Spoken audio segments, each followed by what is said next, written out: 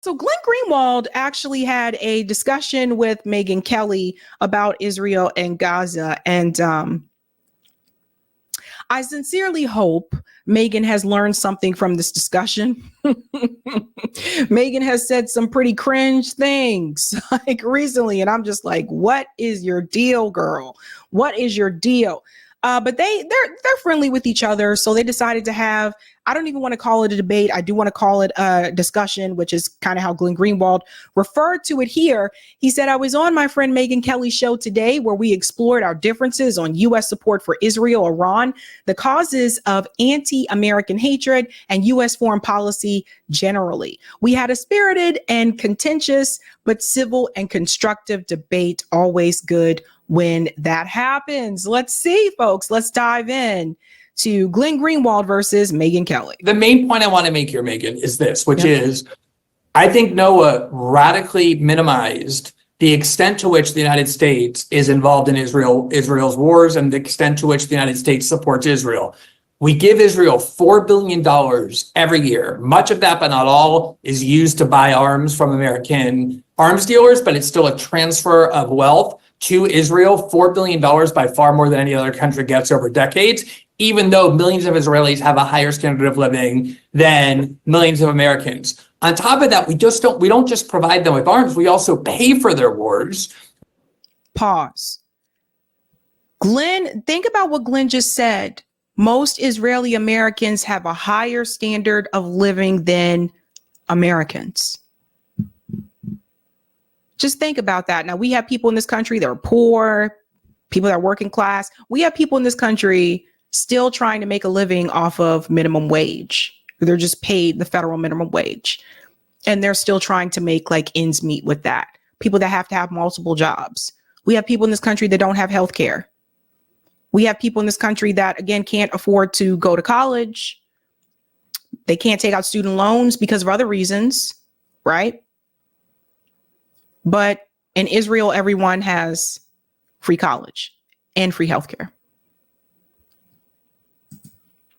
We often involve ourselves in their conflict. You pointed out that yesterday or the day before, we did send fighter jets to take down missiles. It was defensive, but we are involved in that way, and also by bombing Yemen. And we isolate ourselves diplomatically to protect Israel. All the time there are UN resolutions supported by almost every country in the world, and we use our veto power to protect Israel. And many leading military officials like David Petraeus have said that a major reason why we're so at risk in the Middle East, why our service members are, why our assets are, is because that region perceives that we are always tied to the hip with Israel. And I think it is a legitimate question to ask, it goes far beyond a normal alliance, why it is that we pay for Israel's wars, we arm Israel's wars, we give them $4 billion a year, we sacrifice our soft power and standing in the world to protect them. And if we're going to do that, and I think it's really worth asking why can't Israel pay for its own wars? Then of course we also have the right to say, look, we're paying for your wars, we're giving you the weapons. There are things that we don't want you to do that harm our interests, like doing a major retaliatory attack against Iran that could very well drag us back into another Middle East war that Americans overwhelmingly don't want to be involved with. And I think that's the key to the U.S.-Israeli relationship, is that we are tied to them in ways that we are not tied to any other country in the world. We arm them, we pay for their wars, we do everything to protect them. It's a very unique and peculiar relationship. 100%. And it's annoying and it's aggravating because we don't even do all that for people in our country. And people need to ask. Again, I told you the Israeli lobby is a big, like, think about it, folks. What if it wasn't the Israeli lobby? What if it was China? What if there's like a Chinese lobby that had bought all of our politicians, or a Russian lobby that bought all of our politicians? People would be up in arms about this, right? People would be livid. Could you imagine? Could you imagine China saying, okay, we want to buy some of the American politicians too? No, people would they would lose their shit. They really would. But it's okay for Israel. Israel can do whatever they want to do. And that's a dangerous, that's a dangerous, precedent. That's a dangerous ideology. Like the fact that they can get away with whatever they want to do. That is very dangerous. What about the fact that, I mean, if we leave Israel to its own devices, we're worried that something like, an Iranian attack will happen. We certainly don't want to see Iran emboldened. One country's chanting death to America since 1979, as Noah points out. One country isn't. One country's an ally that is aligned with us on its views of democracy and what peace looks like in the world. Like, why wouldn't we do everything we can to shore up Israel, which, as Netanyahu and others have said, lives in a very tough neighborhood? What is she talking about? What very much aligned? How are they aligned with us? Give me some examples. And I'm getting tired of people saying it's the only democracy in the Middle East. Listen, you can't interfaith marriage is illegal in Israel. How are they aligned with us? Okay, so same-sex marriage is illegal in Israel. How are they aligned with us? What? We have separation of church and state in the United States. How are they aligned with us? Just because they're a democracy, that's it? We need to start asking that question. How are they apparently aligned with us? And we need to start questioning their so-called democracy, which we question the democracy here in the United States. I tell you, it's not a true democracy. What a mess. Israel is a nuclear power. They have an arsenal of nuclear weapons. They have one of the most sophisticated militaries in the world. They have a thriving economy. They have the Middle East, Silicon Valley. Why can't Israel take care of itself? Why can't Israel pay for its own wars? I think that's a big question. And when we tie ourselves to Israel, it does harm American interests in all sorts of ways. The potential to be dragged into another Middle East war is obviously significant, but also the anger and hatred toward Israel gets directed at the United States as well. All right, but let me ask you about that one. I get that, and I see that point, but I also feel we don't do this for any other country, though, Megyn. Don't you think that's a little bit odd? Like, are we giving France $4 billion a year? Like, are we what, huh? Like, and I think Megyn is playing coy here. I think Megyn is very much aware of the Israeli lobby and that these politicians are bought off.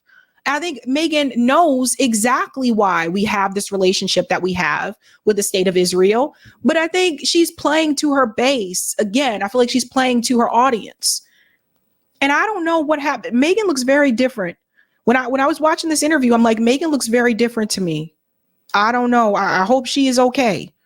But she does not look okay. Like, Glenn, they hate us. They hate, like the Iranian, not the Iranian people, but like the leaders over in Iran. They're going to hate us less if we don't back Israel. I don't buy it. Hell no. They hate us because of our principles, because of our constitution, because of the way we live, because women walk around in tank tops. We could go down the list, but it's not going to go away if we stop supporting Israel. Israel doesn't like us either, Megyn. They're just using us for money and defense. Are you kidding me? They don't like us either. They are using the US government. I mean, yes, of course, they're going to be nice and smile in Biden's face and whoever the president is at that point in time, because they're getting money from us. What do you expect to happen? If the money stopped, the smiles would stop, okay? If the money stopped and we dried up the money that we were sending to Israel, they would announce that they hate us too, publicly, Megyn.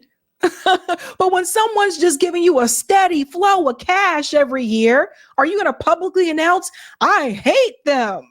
No. Megyn, this was the debate about 9/11. Like, why did they hate us? Why did they attack us? And the neocon narrative was, oh, they hate us for our freedoms. And bin Laden repeatedly said, there was that letter that recirculated that was banned from TikTok. We are angry at America because they are constantly insinuating themselves into our region. They imposed a sanctions regime on Iraq that killed hundreds of thousands of Iraqi children. They put troops on Saudi soil. The reason Iran hates us, and I'm not justifying it at all, but I think it's very important to have an open eyes about your own country, is that In 1954, we overthrew their democratically elected government, the CIA did, and we imposed on them for the next 25 years one of the most savage and brutal dictatorships in the world, the Shah of Iran. And so when Iran had its revolution and finally deposed their dictator, the Shah of Iran, of course they knew the United States was responsible for his imposition on them for all those decades. And so they had a lot of animosity toward the United States. There are all kinds of countries in the world, Korea and Japan and Brazil and Norway, that have all the same freedoms as we do. Yeah, but Glenn, I mean, you're looking at a country, Israel. Israel has a sense of due process and fairness, and Iran. What sense of due process and fairness when they've actually arrested Palestinians and thrown them into prison without a fair trial? What sense of due process when they're looking for one Palestinian person in Gaza and they've actually, or in the West Bank, they're looking for one person and they go to that home and that person isn't there. So they take another family member in their place instead. How is that due process? You cannot be this naive, Megyn. You cannot be this naive. You cannot be this coy, considering the fact as long as you've been in media yourself, there's no way you believe what you're saying. There's no way. Is hanging people from cranes. Iran is stoning women to death for not wearing the damn hijab. How the hell are we going to have a relationship with them? It's a no. Okay. So we'll come back to that in just a second. So she brings up the stoning incident, right? Where was that same passion and fire from Megyn Kelly when we have police officers beating unarmed people here in the streets in the United States? Where was that same passion, that same fire from Megyn? Didn't hear it, did you? Okay. Pay attention to those things. Megyn, we have relationships with the most savage dictators on the planet, our close allies. But in this instance, Saudi Arabia, we do need and to our choose. close allies in Egypt. Okay, but you have Saudi Arabia, Egypt, the United Arab Emirates, Qatar, all of which are American allies that are among the most brutal and savage dictatorships in the world. We're fine with having relationships, good relationships and alliances with countries that are extremely repressive, as long as they do the bidding of the United States. One of the reasons is their hatred of Iran and vice versa. I mean, those two groups are Shiite versus Sunni, and there's a long-standing hatred between them. One of them wants to completely annihilate Israel, and one of them was actually open-minded to doing a deal with Israel and getting to a better place when we were backing Israel under Trump, when we were helping making it stronger. And these other allies, Saudi Arabia and the others, were starting to look at it like, you know what, maybe we are going to have to deal with this country. We were moving toward peace. No, I'm sorry. Eric said Glenn will not be asked back on. I'm sorry, Megyn. This is not your wheelhouse, honey. This is not your wheelhouse. I'm sorry, but Glenn is well versed in this, you know, and I think you should have on someone like Max Blumenthal. I think you should have on Norm Finkelstein as well. I don't know if she had on Norm. You should have on them on as well. This is not your wheelhouse.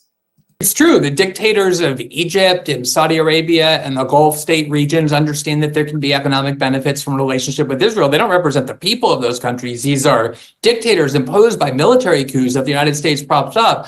And all I'm saying is we're very tribal as human beings. We always like to see things through the perspective of our side, to believe that we're the morally superior ones, we're the victims, they're the aggressors, they're evil. I understand the appeal of that narrative.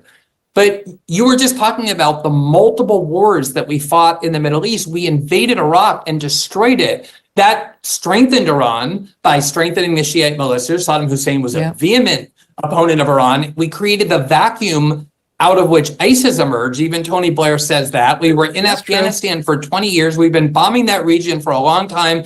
I think on some level, we have to take some responsibility for why there's anti-American resentment in that region and ask whether that's worth it.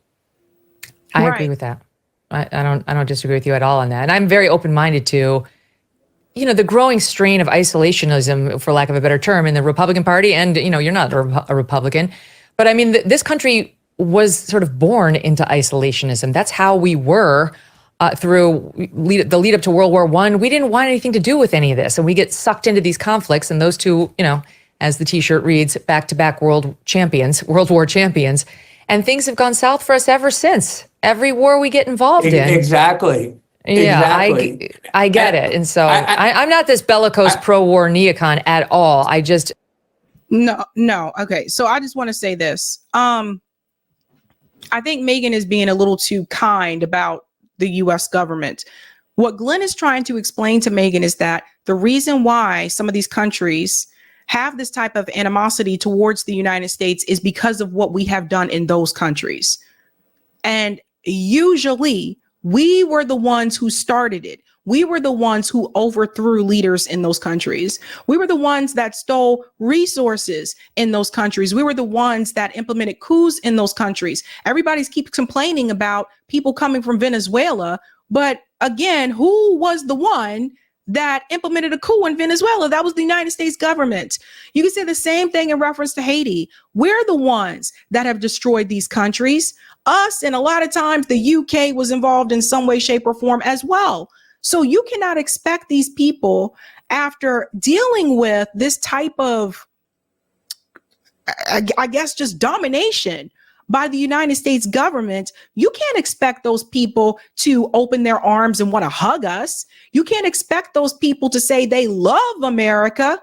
What do you expect those people to feel? Imagine if it was the other way around and it was happening to us. Imagine if it was Afghanistan that came to the United States and they took all our resources and killed a lot of our people and left us with nothing but destruction. How would you feel? Would you expect us to say, we love Afghanistan? No, you would not. And you would probably not feel that way either, Megyn. You would probably have some type of resentment towards Afghanistan. So we have to learn how to put ourselves in other people's shoes. We have to learn how to ask ourselves, get out of our bubble that we have in the United States, get out of this Western imperialist bubble, and imagine what it must be like for people in those countries that the US government has destroyed. I see the value in aligning with Israel. I see how evil the Iranian regime is, and I have absolutely no tolerance for the fucking bin Laden letter. Zero. No, I'm not saying the bin Laden letter is good. I'm just saying it expresses the reasons why so many people in that region harbor anti-American sentiment. It's not because they love our freedom. Bin Laden at his word. He hated. No, but you go to anywhere. You go to anywhere in that region, and you ask people why they have anti. There are all kinds of free countries around the world that people in that region don't hate. You know, I said they don't hate South Korea. They don't hate. They're not the leader Japan. of the free world. They don't hate Holland. Oh, please. Right. They're not the leader of the free world. So think about what she just said there, right? So she doesn't want to believe the bin Laden letter, doesn't believe him. Okay, but you believe politicians? You believe the US government, Megyn? Apparently you do, because the talking points that you're using are obviously parroted from the State Department. You believe the State Department, you believe the US government, you believe these politicians. No one can be this naive. You can't compare any of those to America, but okay, keep going. No, but you're saying that the reason they hate us is because we're free. And I'm saying that a big part of the reason they hate us is because we've been bombing that region for decades. We've been interfering in their government, overthrowing their democratically elected leaders, imposing dictatorships on them. If we stop tomorrow, they will still bomb us. They will still try to get into the New World Trade Center. They will try to get to Wall Street. They will send ISIS. They will continue coming for us. It's over. There's no mending the fences with the radical Islamists. You mean the way that we came for them? So you think the US government should just be able to do whatever they want to these countries? Attack these people, kill these people, like steal their resources, overthrow their leaders? You think the US government should just be able to do whatever they want and have no type of accountability? And this is where it comes from. We're not held accountable. I keep telling you about how Israel isn't held accountable, but the reality is, folks, we're not held accountable either. Because for the most part, the other countries that are a part of the West, they kind of go along with what the US government says and does. It's just the reality of the situation. Who chant death to America, even if we don't support Israel.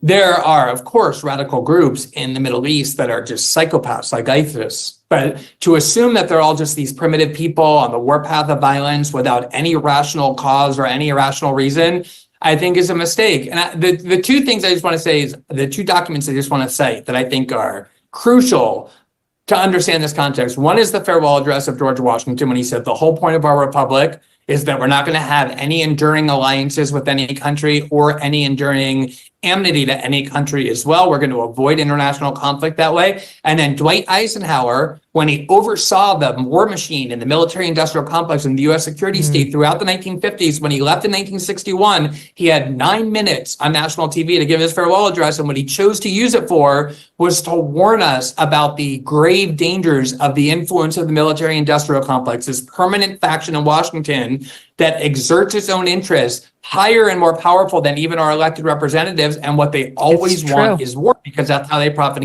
and get power. And that's a really good point that Glenn just brought up there. And I also want to chime in and say the founding fathers, as much as people bring them up sometimes, our founding fathers did not want political parties. And they didn't want political parties for the same reason, for the same issues that you see us having today. Right? They didn't want it because they knew what would happen is that people would basically just go along with their party instead of their principles and their morals and what they really wanted. I think we have to be very much more alert to that danger than we have been. There are some common sense reasons gold is pushing to all-time highs. No, you got to go, Megyn. I sincerely hope that Megyn learned something from that conversation. That was kind of weird. Some of the things that she said there, I just could not believe myself. I'm like, you have to know better, Megyn. You've been in media long enough. You have to know better. But I do want to address something that was mentioned about the hijab. So women across Iran are refusing to wear headscarves in open defiance of the regime. I do want to mention this piece that she mentioned there. So you'll see here's women here not, wearing one. And it just says here, Tehran, Iran. You see it as soon as you land in the airport, posters telling women to keep their headscarves on. They're everywhere in Iran, in malls, restaurants, billboards, above main highways, and even rest stops in between the cities. The hijab remains the official law in Iran. So it remains the official law, but these days, all around the country, many women are going about their business hair uncovered. It is a vivid reminder of the public uproar of anti-government protests that erupted after Mahsa Amini, a 22-year-old Kurdish woman, was killed in police custody in September. She was allegedly arrested for improper wear of her head scarf. So I did just want to point that out there, that it is still the law, but more women are choosing not to do it. So I did want to mention that part there. I thought that was important for people to know.